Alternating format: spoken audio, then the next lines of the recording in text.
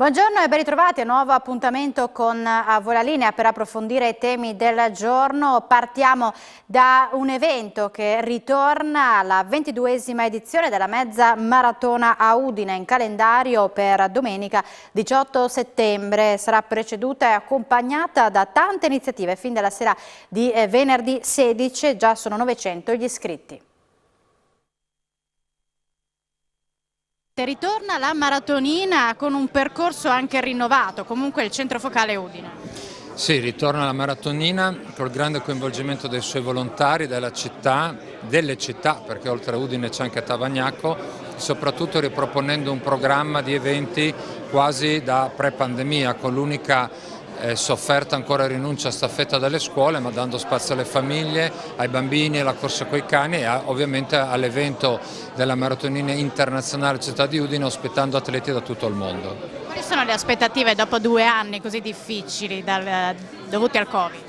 L'aspettativa è di ritornare presto alla normalità che vogliamo e lo sport è un veicolo straordinario di aggregazione, di promozione e di fiducia. Noi abbiamo bisogno di fiducia in tutti gli eventi e questo è un collante, un carburante assolutamente prezioso. E abbiamo visto nelle difficoltà che c'è lo stimolo, la sensibilità della città, delle istituzioni, degli sponsor che ci sono stati sempre a fianco anche nei momenti più duri, quando abbiamo dovuto rinunciare come molti a organizzare eventi, a riproporsi e a ripresentarsi. Quindi c'è entusiasmo, passione, ci sono difficoltà, ma noi non molliamo assolutamente. Ricordiamo i percorsi, anche le possibilità. Il percorso parte da Via della Vittoria, dal centro, dalla piazza Primo Maggio sostanzialmente, e dopo si sviluppa per i primi 4 km all'interno del centro storico della città e punta a nord verso il Tavagnacco, per poi rientrare lambendo la zona dello stadio, via Lombardia, e rientrare nell'anello storico della nostra circonvallazione cittadina da Viale Duodo per arrivare in pieno centro. È un percorso veloce, crediamo che chi ha le possibilità potrà fare una buona prestazione atletica, ma anche per tutti gli altri diventerà un'occasione per fare del movimento, per fare dello sport, per stare in allegria tutti insieme. Ritorna la maratonina, un evento molto atteso e insomma vediamo anche la conferenza stampa di oggi, quanti erano presenti.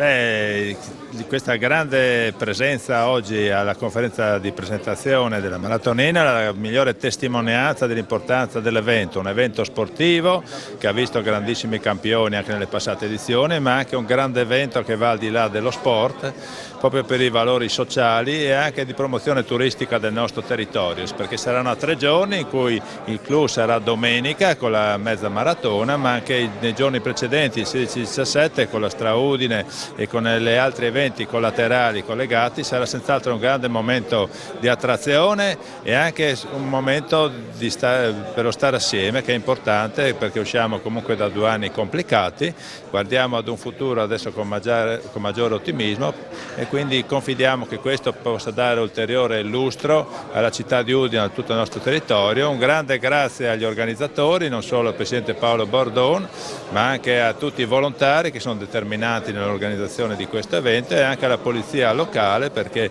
il lavoro che c'è dietro le quinte è enorme per dare sicurezza e dare rilievo di importanza a questo grande evento. Assessore, una maratonina che vuole anche promuovere il territorio, non solo Udine, perché c'è anche Tavagnacco. Beh sì, uno dei grandi eventi del Friuli Venezia Giulia, ormai da 22 edizioni, ci sta lietando sia da un punto di vista sportivo ma anche proprio come grande evento in grado di attrarre molte persone. Io in conferenza stampa ho avuto modo di ringraziare i veri protagonisti, al di là del dottor Bordon, del dottor Ortis, ma insomma tutti i tanti volontari, parliamo di circa 200 persone, che permettono la riuscita, la buona riuscita di questo evento.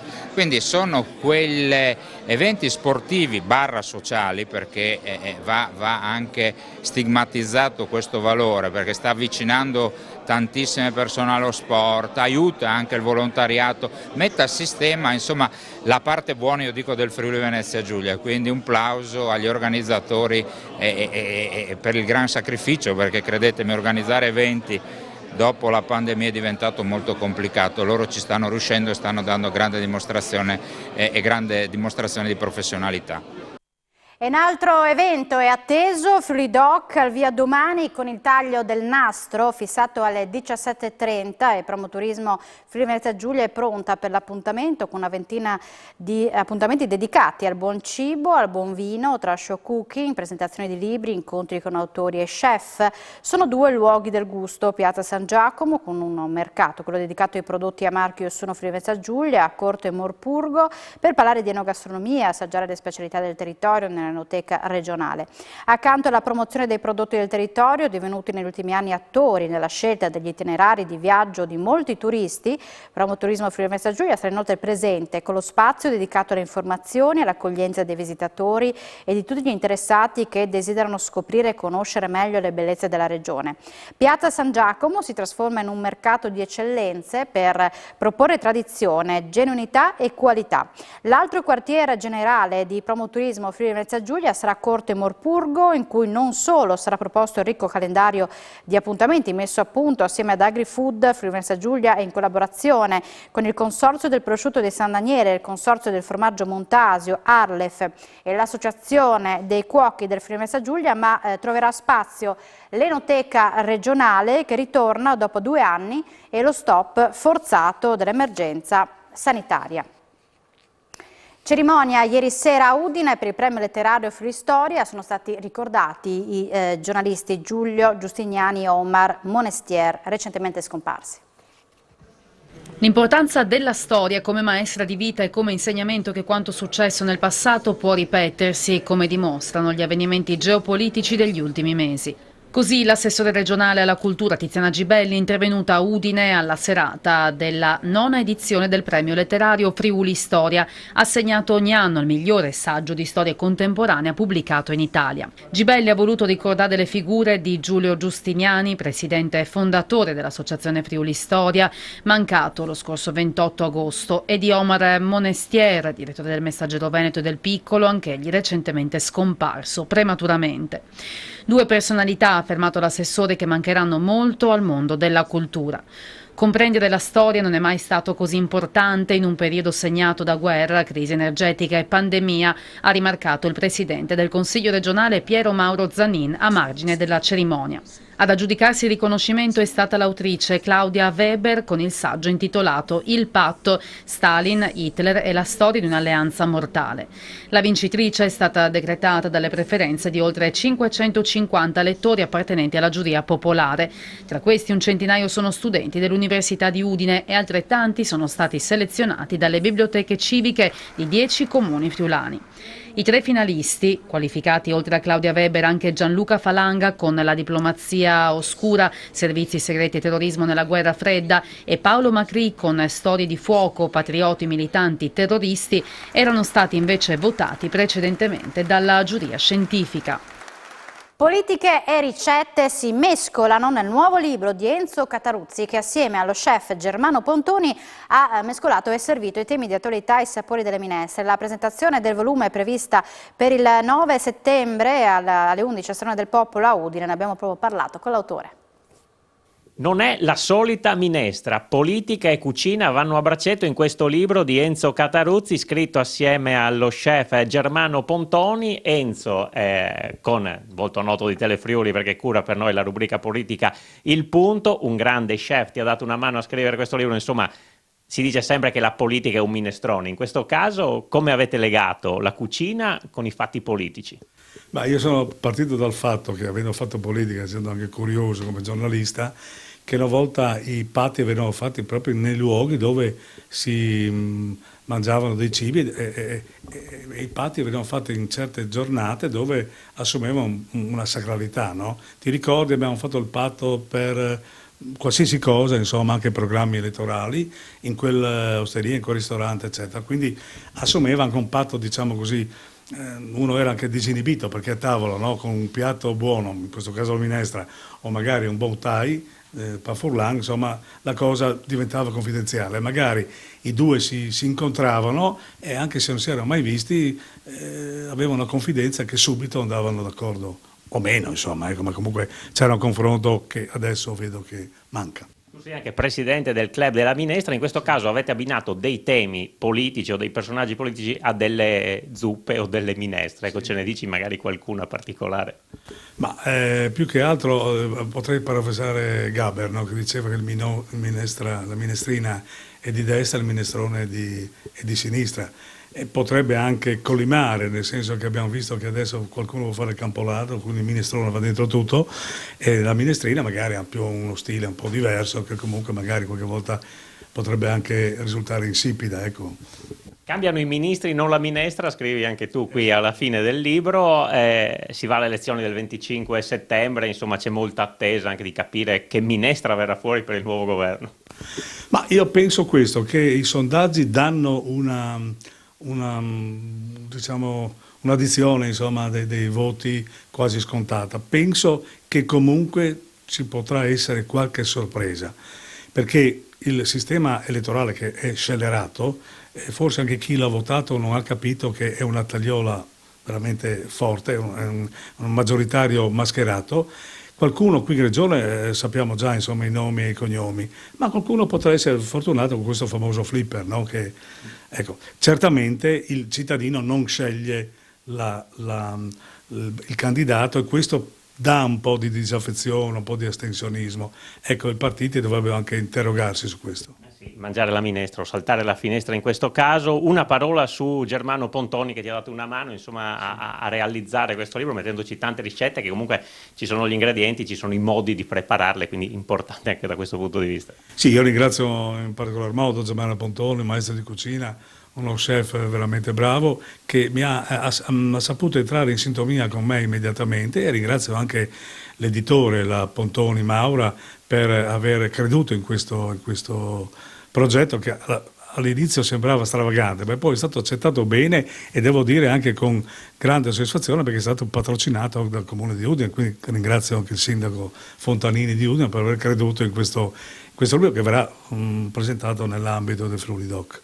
Andiamo a Pontebba dove è stato inaugurato questa mattina il nuovo impianto di carburanti all'autoporto San Leopoldo, prevede entro il 2023 l'apertura anche di un erogatore di idrogeno. È intervenuto al taglio del nastro anche il Presidente della Regione, Massimiliano Fedriga.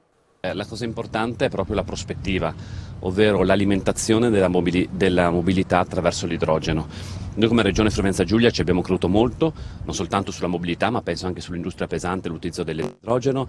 Penso al fatto che il Governo nazionale ci ha assegnato l'onere di essere regione bandiera per quanto riguarda i progetti dell'idrogeno. Penso al protocollo internazionale, unici in Europa ad averlo firmato insieme ad altri due stati, Slovenia e Croazia, per diventare valle dell'idrogeno europea. Quindi anche questa iniziativa va proprio in quella direzione, cioè favorire l'utilizzo dell'idrogeno per andare verso una differenziazione delle fonti energetiche che è fondamentale, soprattutto anche visto il momento drammatico che stiamo vivendo a livello internazionale, le tensioni che c'è sull'approvvigionamento di materie prime legate all'energia. E quindi su questo Regione Friuli-Venezia Giulia ci crede, per quello ho voluto essere qui oggi. È un investimento che va proprio nelle linee anche europee, sulle grandi direttrici e i grandi corridoi, cioè la possibilità di alimentare i mezzi pesanti attraverso l'idrogeno. Di questo il Friuli-Venezia Giulia quindi è protagonista e vorremmo ovviamente vedere sempre più investimenti in questa direzione, non solo, pensiamo anche a tutta la parte di energie rinnovabili, dal idroelettrico al fotovoltaico all'eolico, che purtroppo nella nostra regione su quello non abbiamo molte possibilità, però dobbiamo fare questo, cioè differenziare, perché oggi stiamo vedendo i costi dell'energia sono assolutamente insopportabili e rischiano la desertificazione del nostro mercato produttivo italiano ed europeo. E quindi oggi le istituzioni devono pensare non soltanto ad affrontare questa emergenza, che ovviamente c'è, quindi sono convinto che servano risorse pubbliche per andare a tamponare gli aumenti sconsiderati, ma bisogna anche lavorare in prospettiva per guardare quello che avverrà da qui ai prossimi anni e dare delle alternative per non trovarci in un'emergenza perenne. A chi si rivolge questo distributore? Ma questo è un investimento che ha fatto la società Autoplose dopo un bando emanato da Autovie, che è la proprietaria di quest'area autoportuale. Diciamo che l'obiettivo che ci eravamo prefissi assieme alla Regione è proprio quello del rilancio di quest'area che insomma, aveva risentito di tutte le problematiche legate al calo del lavoro di sdoganamento con l'entrata dell'Austria nel mercato europeo. e l'obiettivo che ci siamo dati era proprio quello di cercare di rilanciare questa struttura.